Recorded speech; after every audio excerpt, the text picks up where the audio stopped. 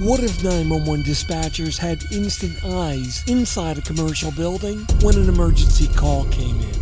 No Hollywood hacking, no sci-fi Google headset, just real-time, permission-based access to critical video from schools, hospitals, and campuses. In this episode, we're diving into how next-generation 911 plus smart buildings equals a new lens on public safety, literally. That's coming up next on TiPS, Today in Public Safety. Welcome to TiPS, Today in Public Safety, your go-to podcast for today's breaking stories and public safety news. Here's your host, Fletch, with today's tips. Welcome to TiPS, Today in Public Safety. This is Fletch. I'm an ENP, and I'm Vice President of Public Safety Solutions at 911 Inform.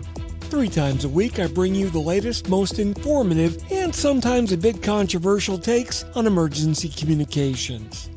Today, we're going to take a deep dive into how live video feeds are changing emergency response, and why the best view might not come from a body cam. Next generation 911 networks are here, and no, they didn't ride in on a unicorn or fly in via drone, although that would be kind of cool. They arrived quietly, riding resilient IP backbones, public internet pipes, and those glorious 5G signals that you prayed for during last week's Zoom call in the parking lot. But what exactly does that mean for 911? Well, we're not just talking about phone calls anymore. We're talking about multimedia. Smartphones, smart buildings, even a smart toaster. Well, maybe not that one yet. But you get the idea. Things are starting to generate data that public safety professionals can actually use. What's the biggest game changer? Video. And not the I recorded this an hour ago and uploaded it to social media kind. We're talking about live video, streamed directly to PSAPs. At 911 Inform, we've been ahead of this curve for a while. We built this capability long before it became trendy. And while others were busy connecting apps and smartphones, we were focusing on enabling smart networks inside of buildings to start sharing their internal video feeds directly with public safety. Think schools, hospitals, government buildings. Not really TikTok-worthy dance cams, but real-time critical surveillance feeds shared directly with first responders, but only when there's a legitimate emergency.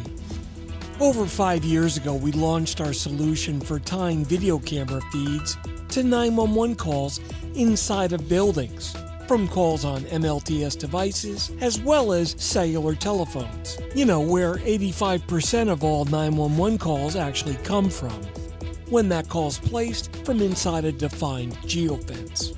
That capability was so innovative, the United States Patent and Trademark Office recently awarded 911 Inform a U.S. patent on the technology. Additionally, we notify the right people on site instantly. It's like having a smart security guard who never sleeps and never misses a call. Now we've connected that geofence magic to our remote access video dashboard. Internal staff as well as public safety can tap in, verify a situation, and then make intelligent decisions based on what they see, not just what someone tells them. It's like upgrading from a flip phone to a drone-mounted HD live stream, except it's legal, secure, and designed to save lives. This is so critical in a world where swatting incidents are on the rise. You know the ones, fake emergency calls with audio of gunfire and screaming piped in to trigger massive but unnecessary law enforcement response.